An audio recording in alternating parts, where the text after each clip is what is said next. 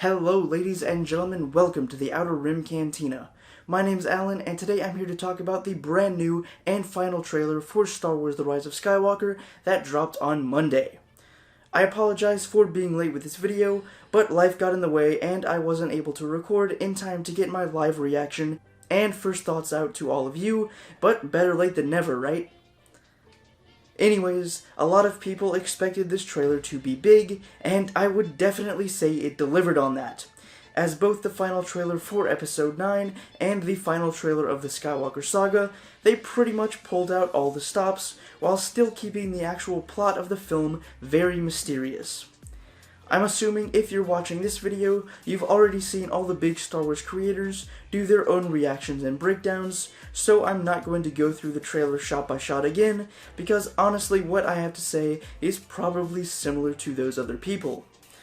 There are, however, a few shots in particular that stuck out to me that I wanted to talk about, and I also want to discuss Reylo and its role in Episode 9 at the end of the video. Starting off with the first scene from the trailer that stood out to me was within the first 30 seconds when we get this shot of the Resistance. At first glance, something is already apparently obvious. There's a lot more people than can fit inside the Millennium Falcon. It looks like Leia's allies in the Outer Rim finally answered her call for help. I'm pretty sure this scene here, and whatever others they have of the whole Resistance, are going to be set up by a lot of the Journey to the Rise of Skywalker books we'll be getting starting next month in November. I'll definitely be reading the Resistance Reborn novel, which is almost entirely about the Resistance rebuilding itself after it was pretty much wiped out in The Last Jedi. I know that might not interest everyone, but to me, I always find that kind of background story building to be some of the most interesting stuff in Star Wars, so it'll be fun for me to see the correlations and connections between the novel and Episode 9. Moving on, the next thing I want to talk about is this scene of what appears to be a throne of some kind. Phil Szostak was quick to point out on Twitter that it is based off Ralph McQuarrie's original concept art for Emperor Palpatine's throne room in Return of the Jedi. As if the shot didn't raise enough questions, knowing that it is somehow connected to the Emperor in Episode 9 just makes things even more mysterious.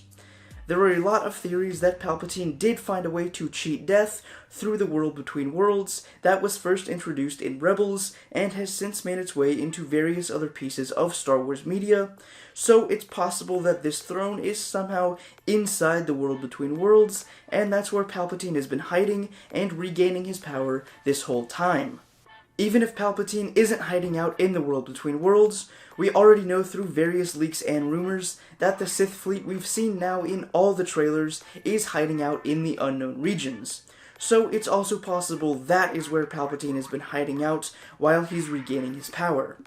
I'd imagine cheating death takes a lot of power and focus, and isn't easy for anyone, even Palpatine. Speaking of Palpatine, we get another scene later on in the trailer where we see Rey standing in front of some empty room or something, staring directly up at Mr. Unlimited Power himself. This is the first time we've actually gotten to see Palpatine in any of the trailers, and even though it's just the side of his hood and part of his hand, it still tells us that he's definitely more than just some kind of Force ghost or spirit. He actually has some kind of physical body.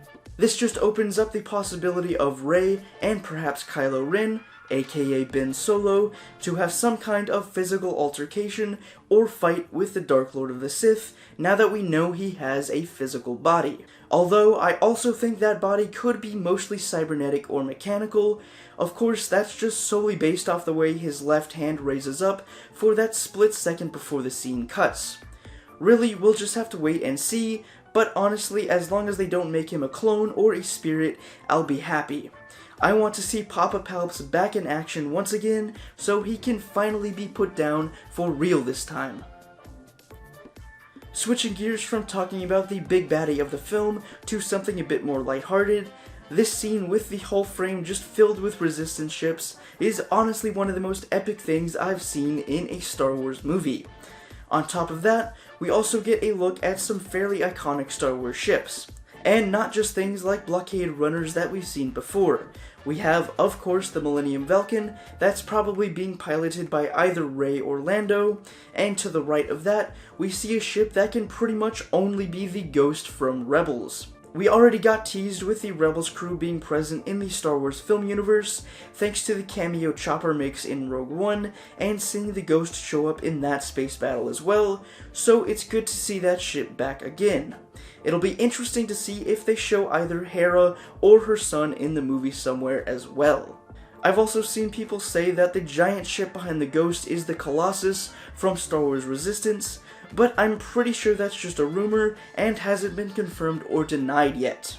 Just seeing the Ghost there is enough to make this scene even more awesome, knowing that they'll be crossing over the novels, comics, and TV departments for the conclusion of the Skywalker saga. Now I want to talk about Reylo. It's a very controversial topic within the fandom, to say the least. I'm not going to go into the complete history or explanation of the ship, as there are people out there that can explain it so much better than I can. If you want to get an in-depth explanation of it, I suggest checking out the Sky Talkers podcast episodes talking about Reylo. As with everything else in Star Wars, some fans quote ship Rey and Kylo Ren / Ben Solo, giving them the ship name Reylo. And all the while, some fans absolutely despise that idea. This all started back with The Force Awakens, and has continued up through The Last Jedi. Whether or not you, quote, agree, or even support shipping fictional characters into fake relationships, is honestly entirely irrelevant to the conversation of Reylo, because it is a thing in canon whether you like it or not. Just the fact of the two having a force bond which bridges their minds together is enough to make Reylo a thing. Both directors of the sequel trilogy, J.J. Abrams and Rian Johnson, have repeatedly said that there is a special bond between the two main characters of the trilogy, and both Daisy Ridley and Adam Driver have spoken on the ship as well, basically confirming it will be explored in The Rise of Skywalker. On top of that, we get two scenes in the final trailer that pretty much just scream Reylo right in everyone's face.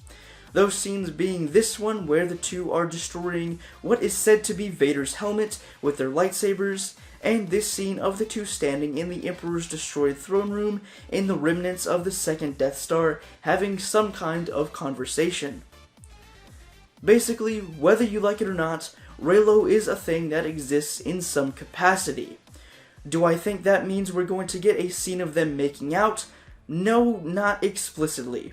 At the end of the day, Reylo doesn't have to necessarily be a romantic relationship between the two characters.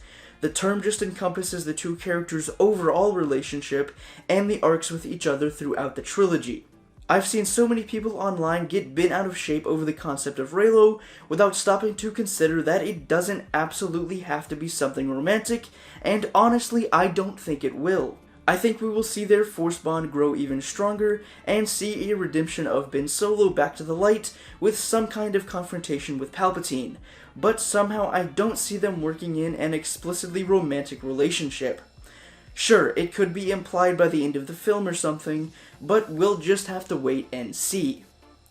I wanted to touch on this subject because after this trailer, all the Reylos I follow on Twitter were screaming about all of the Rey and Kylo moments, while all of the anti-Reylos were basically just calling it stupid. All I'm saying is that even if you don't, quote, ship Reylo, that doesn't mean you have to be completely against the idea of them being together and connected in some form, as that's been the case through the previous two sequel trilogy movies already, and will only become more apparent in the final installment. Anyways, those are my thoughts on the final Rise of Skywalker trailer, and the final trailer for the Skywalker saga. Honestly, I'm still shocked that this story is ending after over 40 years, but at the same time I'm ready to see it finally resolved, and I'm ready for Lucasfilm to explore other areas of Star Wars and create amazing, brand new stories in a galaxy far, far away. As always, I'd love to know what you think of the trailer down in the comments.